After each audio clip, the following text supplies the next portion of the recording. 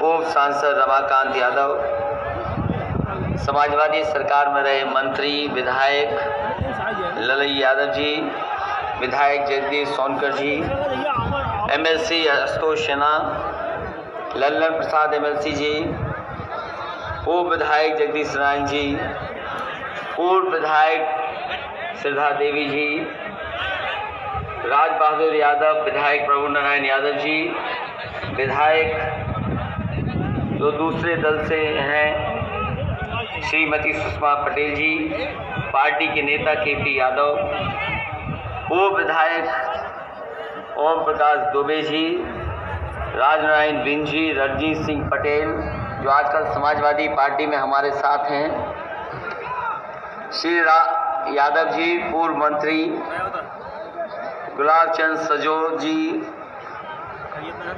राजेंद्र यादव जी, अजय यादव जी, ओम प्रकाश यादव जी करके समाजवादी पार्टी को आगे बढ़ाने का काम किया। उनका आज जन्मदिन जो हम सब लोग याद कर रहे हैं, जब आज हमारे बीच में पारसनाथ यादव जी नहीं हैं,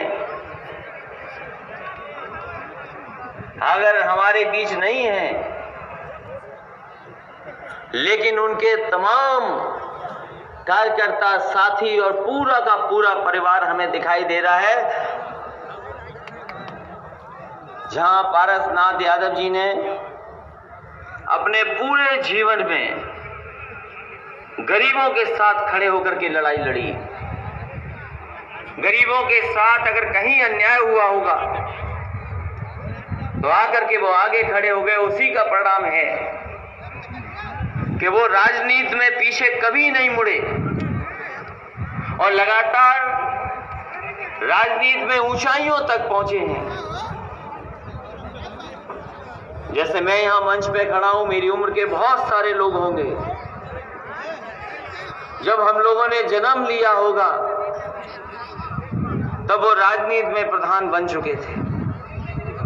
प्रधान से लेकर के सबसे छोटी इकाई है और सबसे कठिन चुनाव है। प्रधानी से कठिन कोई चुनाव नहीं होता। वो प्रधानी से लेकर के उत्तर प्रदेश के सदन में रहे, विधायक बनकर के पहुंचे, और एक समय ऐसा रहा होगा, यहां के लोगों ने देखा होगा कि कितने कांटे का चुनाव रहा होगा। उस कांटे का चुनाव लोकसभा का जीत करके लोकसभा में पहुंचे। तो ऐसे कम नेता होते हैं जो जीवन भर गरीबों के साथ खड़े दिखाई देते हो। आज तो तस्वीर बदली दिखाई दे रही है, राजनीति की भी और बहुत सी चीजों की। लेकिन कभी किसी ने जब पहली बार झंडा उठाया होगा तो सोचो राजनीतिक परिस्थितियां क्या रही होंगी। अगर हम पीछे मुड़ करके देखें 70 के इलाके के 70 के समय को, तो बताओ हम और आप क्या वो सम्मान पा जाते थे जो यहाँ आगे निकाल करके और समाजवादी पार्टी का झंडा बुलंद किया उन्होंने। वो बहादुर थे, वो बहादुर नेता। और हम लोगों ने तो बचपन से देखा, वो कभी जब विधानसभा में दिखाई देते थे, सभा में दिखाई देते थे, वो इतने दूर से ही पहचाने जाते थे कि हाँ ये पारसनाथ यादव हैं।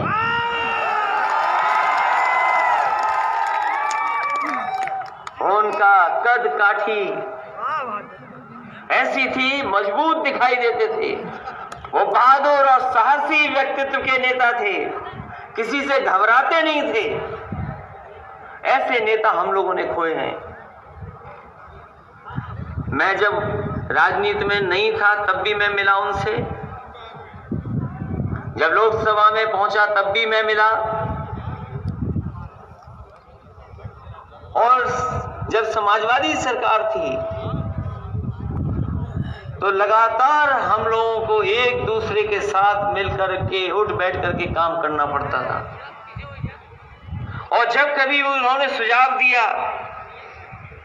उनके सुझाव में या तो गरीब की बात होती थी या समाजवादी पार्टी कैसे आगे बढ़े, उस दिशा में हमेशा समय समय पर हम समाजवादी लोगों को बताते रहते थे। कैबिनेट में रह करके, कैबिनेट में रहे, सरकार चलाने में सहयोग किया और बहुत सारे उतार चढ़ाव देखे उन्होंने जैसे राजनीतिक उतार चढ़ाव देखे होंगे, शायद यहां कम लोग होंगे जिन्होंने उतने राजनीतिक उतार चढ़ाव देखे होंगे। अपने लिए उन्हें संघर्ष करना पड़ा होगा, पार्टी के लिए संघर्ष करना पड़ा होगा। कभी वो झुके नहीं और निराश नहीं हुए। मुझे वो समय याद है कि जिस समय लोकसभा का चुनाव में पहला लड़ रहा था, उनके साथ जो लोग चुनाव लड़ाने मुझे गए होंगे वो जानते होंगे, जब पार्टी में ये तय हो रहा था कि किसको कहां जिम्मेदारी दी जाएगी, तो मुझे अच्छी तरह याद है कि नेताजी ने कहा कि इन्हें जिम्मेदारी दीजिए सबसे मजबूत क्षेत्र में। वो हमारी लोकसभा का भरतना का क्षेत्र था, वो बहुत पिछड़ा इलाका था, बहुत पिछड़ा। जैसे यहां पर उतनी रेत नहीं दिखाई दे रही है, रे का इलाका, जितना हमारा रे का इलाका था। सफेद सफेद दूर दूर तक दिखाई देता था और वहां पर वो रुके, डटे रहे, लोगों को समझाया और उस विधानसभा में सबसे ज्यादा पुलिस का इंतजाम भी था, क्योंकि विपक्ष के लोग ये जानते थे कि यही विधानसभा है जिसमें अगर हम वोट को रोक ले जाएंगे तो समाजवादी पार्टी नहीं जीत पाएगी। लेकिन उन सरकार के लोगों को ये नहीं पता था कि पूर्वांचल का एक मजबूत नेता यहां पर समाजवादी पार्टी का झंडा लेकर के बैठा है। और जब परिणाम आया, जब रिजल्ट आया उस चुनाव का, कहीं जीते, कहीं हारे, कहीं थोड़ा पीछे, थोड़ा आगे, और जब आखिरी विधानसभा का वोट खुला तो सबसे ऐतिहासिक जीत अगर कहीं हुई थी तो वो भरतना विधानसभा, जहां पर आपके नेता पारसनाथ यादव जी लगातार काम करते रहे। यहाँ है बहुत सारे साथी जो जानते होंगे इन बातों को। और फिर राजनीति में वो घबराने वाला व्यक्तित्व नहीं था। जिन्होंने काम किया होगा साथ वो जानते होंगे कि राजनीति में उनका जो पॉलिटिकल कैरेक्टर था वो घबराने वाला नहीं था। और जब बीमारी के हालात में भी हम मिले उनसे, वो कितने भी तकलीफ और परेशानी में थे, अपनी तकलीफ और परेशानी को दूसरे तक नहीं पहुंचने देते थे, दूसरा न महसूस करे कि उन्हें तकलीफ है। ये होती है पर्सनालिटी, ये इस तरीके से पहचान होती है नेता की। और जब मैं उन्हें एक बार रात में अचानक उनकी शायद तबीयत, जब मैं उनसे इमरजेंसी में मिलने गया, तकलीफ भी रही होगी लेकिन उनके चेहरे और बातचीत पे वो घबराहट नहीं थी। उन्होंने कहा कि कुछ नहीं, हम सब ठीक हो जाएंगे। उसके बाद में आईसीयू में भी जब वो थे तो एक दिन मैं आईसीयू में देखने पहुंच गया वहां पर, और काफी देर रहे हम लोग वहां पर। जो बातें वो बोलते रहे वो केवल भविष्य की चिंता कर रहे थे। मैंने उनसे कहा, बहुत सारे नर्स और डॉक्टर थे उस हॉस्पिटल में, वेदांता हॉस्पिटल में नर्स थी, वहां की डॉक्टर्स थे, वो तमाम राजनीति की बातें कर रहे थे कि आने वाले समय में सरकार बनानी है। मैंने उनसे कहा कि आप स्वस्थ हो जाओ, आप बिल्कुल चलने फिरने लगो, और जब आप चलोगे तो समाजवादी सरकार अपने आप बन जाएगी, आप उसके बारे में चिंता मत करो, सोचो नहीं। लेकिन कुछ चीजें हमारे और आपके हाथ में नहीं है। हम कितनी भी प्रयास और कोशिश कर लें, हम और आप कुछ चीजों को नहीं रोक सकते। समय को हम नहीं रोक सकता, कोई भी रोक सकता। और इतना बड़ा सच हम सब जानते हैं कि जो धरती पे आता है, जन्म लेता है, उसे एक न एक दिन जाना पड़ता है। हम आज सब लोग जब अपने समाजवादी नेता पार्ष यादव जी को याद कर रहे हैं उनके जन्मदिन पर, तो यही संकल्प लेंगे कि जो रास्ता उन्होंने दिखाया था और समाजवादियों को चलने के लिए कहा, उसी रास्ते पर और मजबूती से हम लोग चलेंगे। मुझे याद है अभी मल्ली का चुनाव हुआ और चुनाव में पार्टी के बहुत नेता पहुंचे। एक दिन लकी ने भी कहा कि आप आ जाओ कैसे भी। मैंने कहा कि इस समय अभी हमें मत बुलाओ बाई इलेक्शन में, लेकिन फिर भी मैंने जानकारी की, लोगों से फोन पे बातचीत की और लोगों से भी पता करवाया कि क्या चल रहा है, ये बताओ मल्ली में क्या हो रहा है। बोले चुनाव तो है बहुत कठिन, लेकिन चुनाव में बीजेपी से नहीं हो रहा, किसी और दल से हो रहा है, किसी और से हो रहा है चुनाव। और जब पूरी बातचीत जानकारी मिल गई तो हमें पता था कि मल्ली की जनता समाजवादी पार्टी को जिताने जा रही है। मैं एक एक कार्यकर्ता का धन्यवाद देना चाहता हूं। अभी लकी कह रहे थे ये हमारे सेक्टर के प्रभारी हैं, ये जो बैठे हैं हमारे सेक्टर के प्रभारी हैं, मैं इन्हें तो देता ही हूं धन्यवाद, लेकिन एक एक कार्यकर्ता, एक एक नेता का मैं धन्यवाद देता हूं। और गांव में रहने वाले गरीब किसान, माताएं, बहनें और नौजवान जिन्होंने मदद की समाजवादी पार्टी की और लकी यादव को विधानसभा में पहुंचाने का काम किया।